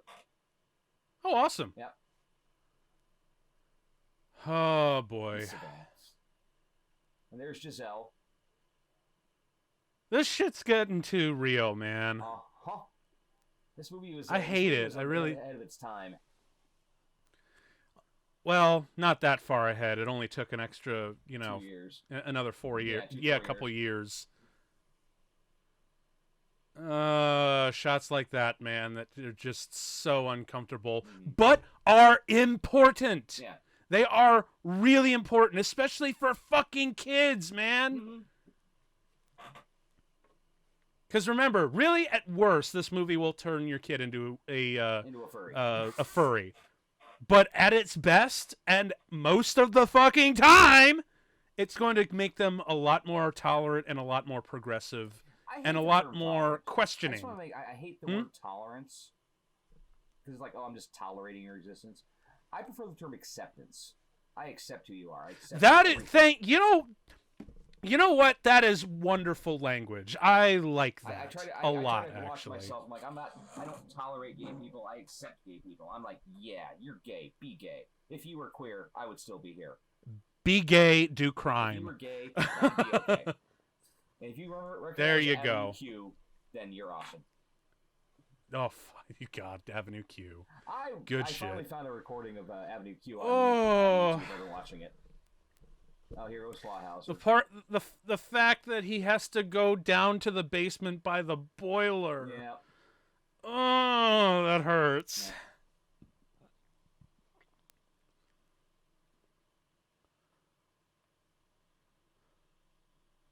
Yeah. And her outfit, you can tell, like I said earlier, her outfit's getting a little more, a little classier, a little darker. A little bit more upscale, because she just got she basically got the ultimate promotion, which was the plan all along. Just and here she goes. What is it? The road to hell is paved with good intentions. Yes. Who said that? That sounds really familiar. I don't remember. I haven't heard that one in a It's a long very time. famous quote, but don't ask me who quoted it. Okay, because I know I've heard that before, but it's been so long. It's people saying, "Oh, I'm going to do everything I can to make the world a better place," but you make compromises and you make mistakes, and things just keep getting, steadily worse. Mm-hmm. And honestly, I think our world is not broken. I mean, our world's broken, obviously, but it's been a lot worse in the past. It's been a lot worse. I mean, we got a long way to go, but I think I still am at heart an optimist. I still think we've got hope for the future. It's just I think we got a lot more work to do. A lot more. I should get a Zootopia police badge at some point. I'll put that on my Christmas gift list for you. Yeah, actually, I've been thinking there's they made a Japanese company made like a really cool Judy Hopps and Nick Wilde action figures. Oh, nice. And they're like $50 a piece, but they're worth it. I'll send you a link later. Sweet. Aw, poor Judy. Oh. Working at her family's. Yeah, well, she basically just lost her identity. Man, I want some radishes now. But oh man, it hurts because she basically lost her identity in all of this. She lost her dream. Oh, there's Gideon Gray. Yep. I like his story arc. It's very short, but it's cool because it shows people can get better. Yes. Yes, indeed. I had some bullies that were real assholes to me, but I've talked to them since then. I mean, in 30 years, and they're pretty cool people now. They understand they made mistakes and they apologized. Yeah, it's because we, in a weird way, I think we all have met that person. Yeah. Who was just an asshole to you in middle school or high school or whenever. And then, like 30, like 20, 30 years down the line, you meet him again and you're like, wow, you're actually kind of cool right now. Like, yeah, I was working through a lot of shit, man. It was really rough, and I apologize for my ill-conceived aggression towards you. Yep, and Gideon Gray gives the vital clue here. Yes. I love how it's just a little bit of street talk clears everything up. A bunny. You know? There's a sizable divot in your arm.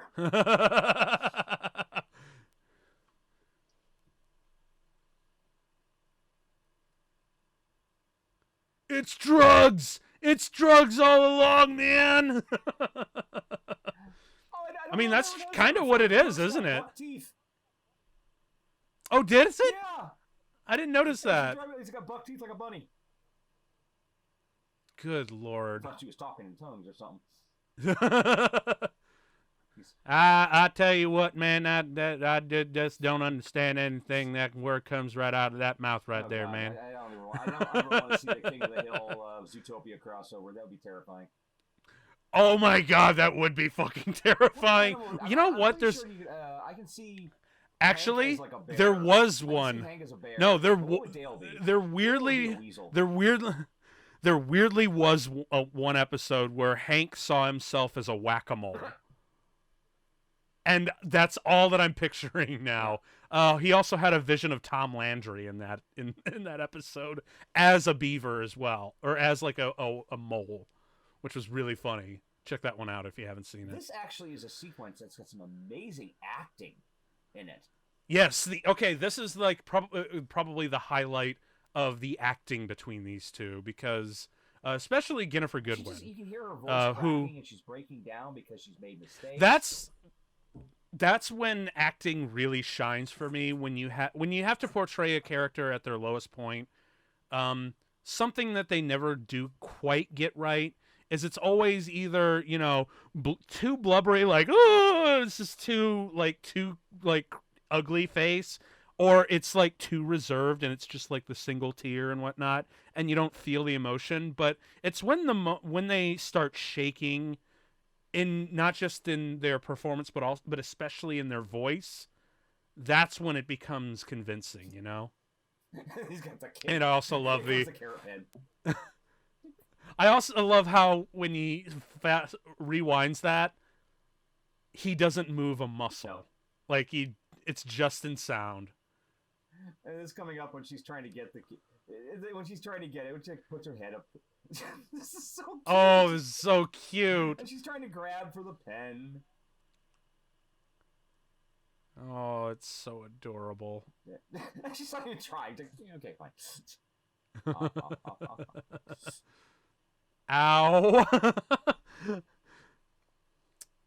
Yeah, I know you're probably not in that territory, but I weirdly do ship these two. Okay, you're allowed. I kind of do. It's just, although I probably wouldn't make it a thing for a considerable, like it probably Wreck-It Rhino, Big Hero 6, Pig Hero 6, Wreck-It Rhino. Jurassic was going to be for a Disney movie that got canceled.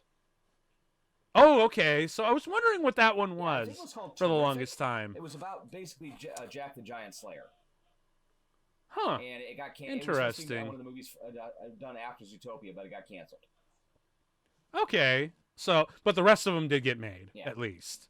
So at least that can be a nice time. You know what? I'm pretty sure already for Disney Plus, whatever original idea they're about to do, they're going to replace it with that one.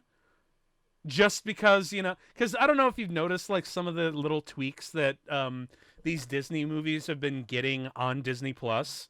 Like, I actually just watched Lilo and Stitch for the first time, and there's a scene. No, I literally I only watched it for the first time a couple of days ago. Such a good movie. But there's a scene. I loved it. But there was a scene where Lilo hides in a dryer. Mm-hmm. In the Disney Plus version, they had to put a pizza logo on it, just so to encourage kids not to climb into the dryers to hide. Yeah, Disney Plus has been doing some editing, which I think is a little annoying. There's some weird, wacky stuff going on there, but whatever. But either way, now that would be like a good excuse to, if they ever do like another original movie, they can replace the terrific thing with, whatever they're coming out with, just to, keep to their IP. Yep. There's the Chiefs. And of course, now, I think, you know what? I remember watching this the first time on Blu-ray with a friend, and I actually was agape. And I'm like, are they referencing Breaking Bad? Oh, yeah, they do so hard. This fucking kids show? Jesse I'm like, and, what? What's his name? One Walter? Yeah. Actually, Walter. no. It's called Walter in this because pun. But it's Jesse and Walter. Yeah, I didn't realize that until I watched it with subtitles and whatnot, but I thought that was like so dumb. I laughed when I saw the theaters. I'm like, oh my god, they just made it. No, that was really. But because I heard Walter and Jesse, not Walter. Yeah. So, and of course, Doug does the guy. I actually thought this was Bryan Cranston when I first watched this, but it's not. It's a guy named Rich Moore, who actually is one of the co-directors, and he also directed Wreck-It Ralph and the sequel. Yeah. But he does a damn good impression of Walter White in this. Mm-hmm. Like, it actually was to the point where I'm like, did they get Bryan Cranston for this? That's fucking awesome. But they didn't, which is still cool though. And then this here, where Jesse, Walton. I swear I thought it was just Walter and Jesse, because the my lizard brain was like, Breaking Bad, they're doing it. Well, they're doing Breaking Bad no matter what, but they are, but it's still, I'm just like, wow, they really went with it, even with like the blue colored drugs, Yeah. Like, are they making blue meth? Is that what's making them go savage? Is that what's up? Like, that's a really weird flex. Methamphetamines.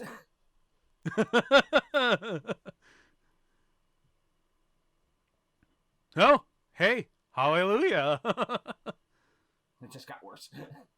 Oh, shit. So, yeah, So instead of a... I'll tell you that, I'm moving that fast. Yeah. But it's... Toot toot. That is actually one of the more fun things you can do on a train. But, yeah, it's crazy because we had, their lab was on was also on was a mobile lab. It was in a mobile home, but we got a really sweet train chase going. Yeah. Oh shit. Now, is it me, and it just probably because I'm just such a huge fan of it, but is it weird that I'm getting vibes of the movie Speed? You know, the climax of the movie Speed? Yeah, you're weird. I think it's just a subway thing. I mean, it's no worse than the Taking of Pelham 213. Which, by the way, original That's also, Taking of Pelham, yeah. Pelham 213, freaking amazing movie. Oh, God. Yeah, that's a Speed scene right there. Yes, now that right there is just like, I'm smarter than you, Jack. Oh, yeah? Well, I'm taller. I love that shit, man. I don't remember. Don't you also love how the train coming up ahead is speed up? We're gonna jump the track. It's a rhinoceros, which is really good. Ah! Man, she is strong. Well, it's all in the legs, it's all in the legs, Dan. Yeah. Oh, and here we go. Yeah, come on, dude. That's straight out of Speed. You can't argue that with me now. Come on, they got to speed up to jump the track. They wind up on their side, and they jump from it. Come on, like that's straight out of Speed. I was about to explode. Whew. You blew up all the evidence. Someone survived. Dude, for real. What movie was that from? Oh, I don't know. What is that from? You blew up all the evidence. Oh, that was from Rush Hour with Chris Rock. Oh, okay. Yeah, I haven't seen those. And Jackie Chan. Yeah, I haven't seen those.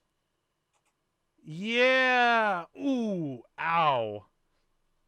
Yeah, I would not be surprised if Judy Hopps has not just serious guns on, for her legs, because obviously she did not skip leg day. She's a rabbit, but just even from her arms, I bet she's got some serious guns. No, this is like country girl turned cop. Yeah. Yeah. But also the fact that I like the fact, we talked about this a little earlier, that the movie, this climax isn't like huge. I mean, the subway exploding was a bit much, but that was a small explosion compared to everything else in big Hollywood movies we've seen. Yeah.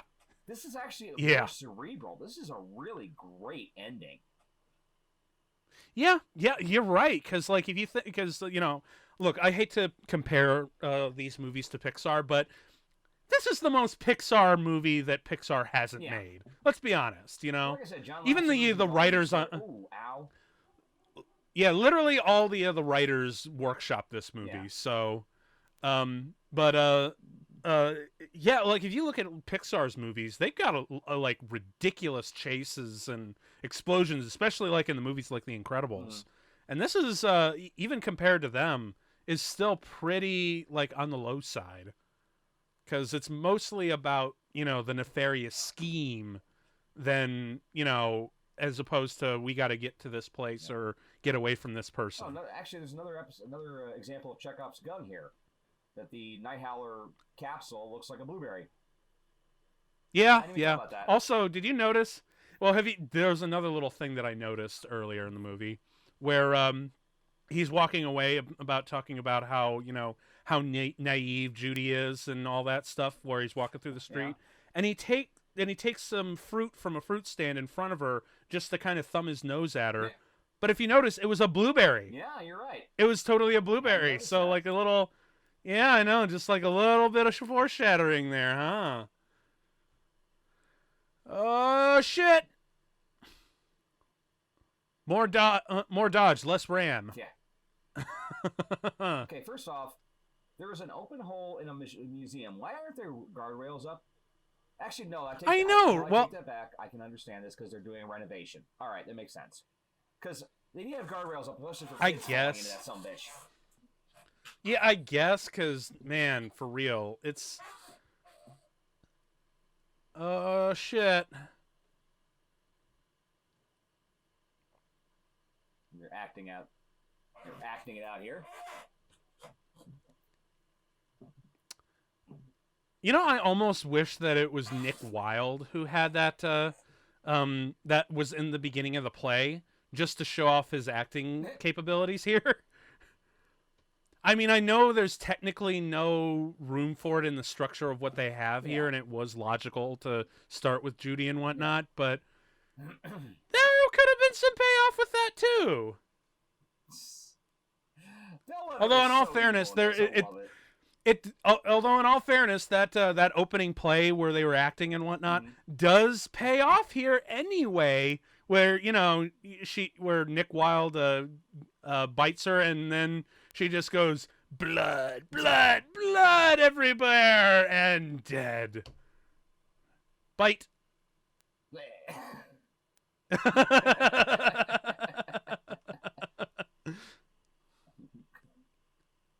It's pretty good, Judy, but I still miss the spurts of ketchup. Yeah, the red linen scarf flying out.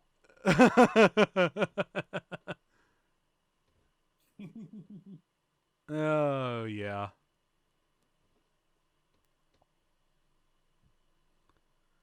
I love how she's able to turn on the cute. Oh yeah. There, that malicious cute. What the bellwether is? Yes, I love that the way she was able to, like go from really cutesy to really evil and back, in the span of like just a couple of seconds. Yeah. Sucker. Perp walk. Yeah. God willing, we can get a perp walk from a certain former public official. I certainly hope so. Hopefully. Well, it's. For us, it's still February 2021. So I love the way they did his mane. It has that kind of.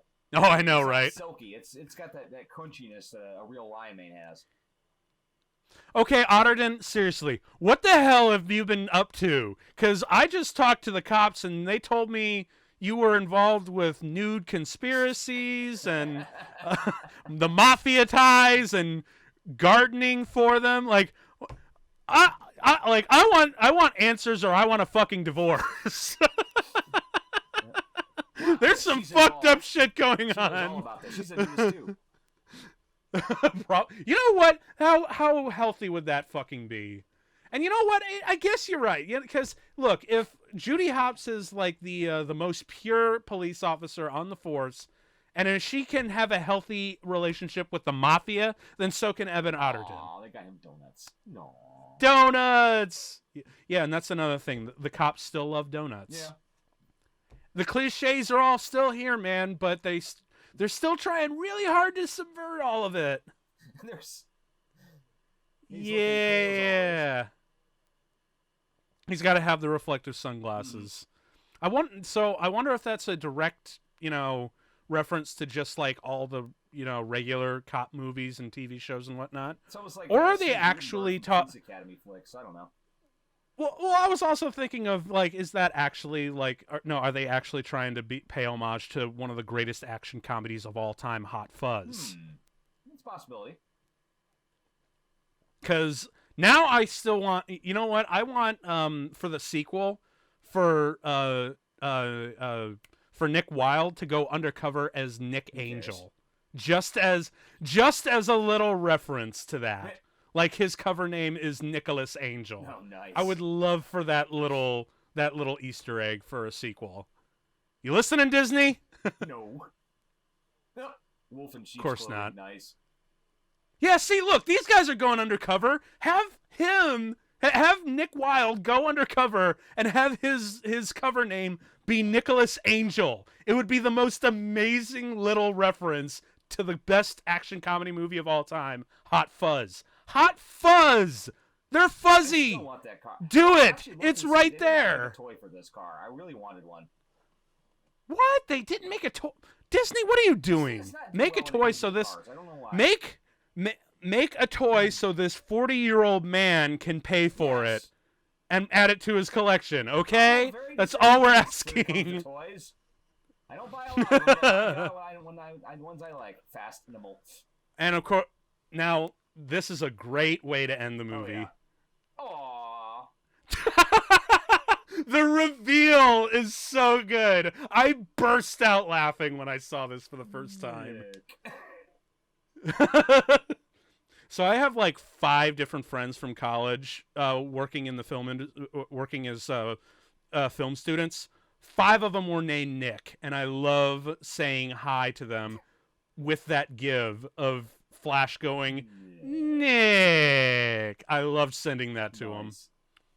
Yeah, hopefully that's Shakira, everybody. Shakira.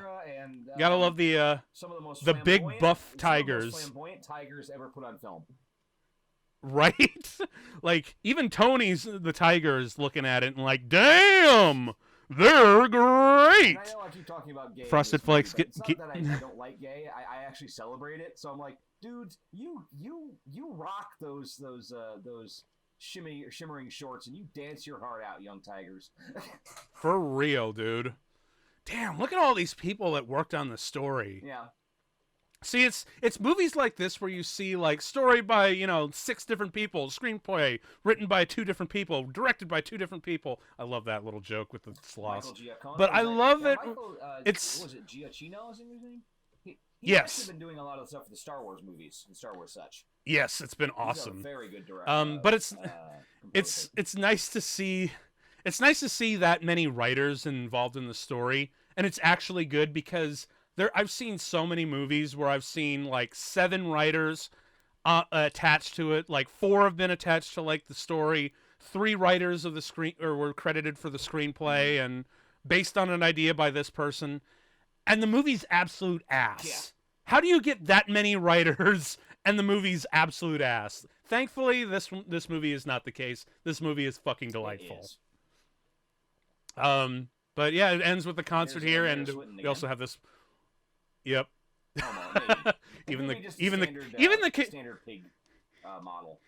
Even the cons that she's hanging out with are like, yeah, man, this song slaps. Oh, Giselle is like the. It's Shakira. It's not even Giselle. It's just because everyone loves her. It's straight up just Shakira. Like there's no way around it. She's just playing herself. Yeah. And yeah, man, I still pop this song in every once in a while, and it always makes me because it always makes me think of my when they were making the character Giselle, they ran yes. the design past Shakira to make sure she was. Oh yeah, and she's like, no, make her more curvy. Yeah, she said, I need more hips. Giselle needs more. Yeah, hips. for real. Giselle needs all them hips. So originally she and like she Giselle, but no, because of Shakira, they gave her more booty. Yep. And they get to show it off properly too. But anytime I pop in this song, man, I always think of my old co-host and bestie Hannah for this one, because by God, it's because she was obsessed with this movie for a long time. I know. Yeah. Tommy Chong's like, oh, is this a Grateful Dead joke? Yeah, Tommy Chong is just jamming, man, as he should be. I still say they need to bring in Cheech for the next one. Yeah. And of course, we still got to be on brand. The weasel's still sneaky. Shakira as Shakira. Yeah. Written by Sia. Yeah. All right, that was fun, guys.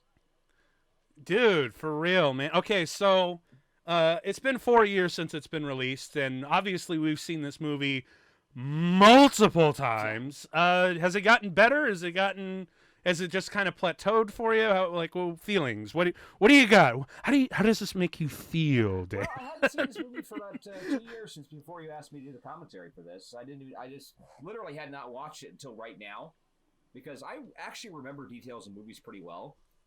But yeah, this is a movie that's really memorable. Sat and watched this at my computer this close, so I caught a lot of little details I've never seen before, like the names of various things. Yep. Like there was actually it looks like an Asian restaurant called Walk Softly. Or I saw what was it? Oh shit! There was. I think I mentioned it earlier. Like they pass up a shoe store and it's like a Hoof Locker. instead of Foot Locker. I've got to Thing like watch this. so I tiny have little a friend things like who that. used to be a Disney animator, and I don't know if he worked on this or not. Oh, Yeah, really? this would have been right up his alley. Like, yeah, he was one of the head animators on Go To, or was it the big shark dude in Lilo and Stitch? oh, okay, yeah, dude. Okay, if we ever do Leo and Stitch, let's like bring him on. No, Can he you doesn't do still any of that friends with him? anymore. Oh, he doesn't. Last time I checked, I haven't talked to him in freaking 10 years. But he was a Disney animator. Then he moved on to become a Disney Imagineer. And if you go to go to Walt Disney World, you'll find his artwork all around the parks in various places. Wow, that's awesome, dude. You should totally like. No, you should totally hit him up, man. Like, say hi and be like, "Hey, man, you want in on the show?" Next time he comes to Ohio, I'll keep an eye on him because he adores roller coasters. So he's been to Cedar Point and Kings Island numerous times. That's awesome, dude. Yeah, he was. Man, see, you've got all the coolest friends, man. Like you're friend BFF, like sorta, but not really friends with Stephen Volk that we did on our Ghost Watch, yeah. Our Ghost Watch show.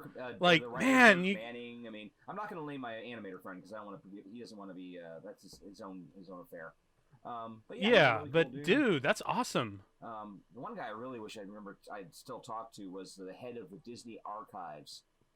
I met him years and years ago, before we ended this movie. Because okay, let's just say movie great. We loved it. We talked everything we talked about it. But back in '97, doing my internship at Disney. Disney had a place called the Disney Institute, and it was like an edutainment complex. And they had a show. It was a dinner and a show called the Lost Treasures of Disney Animation.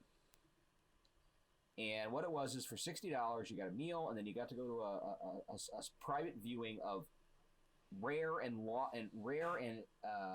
very, very obscure pieces of Disney animation, hosted by Dave Smith, who was the head of Disney Archives at the time. Cool. And I went with a friend of mine. We managed to miss the dinner because she got lost.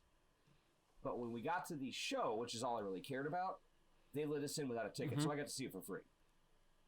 Awesome. And they had stuff like they actually had the only piece of existing animation for the collaboration between Salvador Dali and Walt Disney for Destino. They had pencil tests for abandoned Mickey Mouse shorts. They had a silent reel of animation that was done for a Danny Kaye movie called Up in Arms. It was never used in the film. He had just finished a restoration for a cut song from Bedknobs and Broomsticks, and they actually brought Angela Lansbury back in to revoice the character. And I remember I talked to him a little bit after the show, and he was very impressed with my depth of Disney knowledge. And I'm impressed with your depth of Disney knowledge, man. And I really wish I had been able to keep up with him because I might have gotten a job at Disney Archives by now. I don't know. Anyway. Oh, dude, you should have taken that, man. Because I'm just I'm just literally sitting here with my fists on my chin here, just taking in all of this, man, from you. Because this is exactly why I wanted to give you your own sub show, because people need to hear this shit from you, because you're so fucking into it and you know so much. So yeah, man, no, for real. I mean it. It's awesome. It's compelling. It's interesting, and it's rich with all these. On this is Tron, the original Tron. Oh man, you know what? We just might do that next season, maybe. You know what? We'll get like a hashtag going. Disney Dan does Tron. We could probably get that going. If you want to get it going on when they did Saludos Amigos. Which is basically because the State Department wanted a goodwill tour for the Latin America during World War II, so they sent Walt Disney down there, figuring he's like the quintessential American, making the quintessential American entertainment. So they were like, yeah, come down to Latin America, convince them not to turn over the Nazis. Oh man, look at all this shit here. Like Mac and Linux and media engineering, all these engineering jobs. Running the servers and the. Actually, I'd love to do a little bit of Toy Story 2 at some point. Oh, dude, the stories of the making of Toy Story 2 are insane. That's definite. They lost like 90% Oh, of the dude, film, and the only reason they had it that's was because one of the animators was pregnant, so she got to take it home and work on it. That's one of the, that's gonna have to be like a whole like long episode, because that's talk about not each other movie. We'll just go like do Disney trivia. Let's do an entire podcast of sure, Disney why trivia. not? You know what? I've actually I've probably already released it, but I'm working on like a short series. So, dude, if you want to do, that's another thing from this show. Should we do a short series of just Disney Dan? No commentary, just random weird subjects from the Disney archives and the Disney history vault, if you will. Because that sounds like a really fun show. What do you think, Dan? Yeah, dude, let's do that. Like, what should we talk about first? I have no idea. Or should we leave it to the? We're just brainstorming right now. We'll talk about this later. You know what? Well, how about this? I'll remember to write this in the description for when it comes out.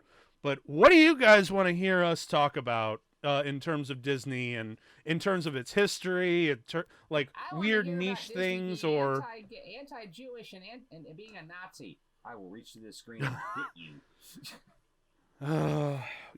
Well, no. See, what we'll do is we will educate them first, and then if they don't get the point, that's when we hit them. Because some of it is actually genuinely interesting to read up on. By any means, he was kind of an asshole, just like everybody else. But he wasn't this monster that people have built him up to be. No.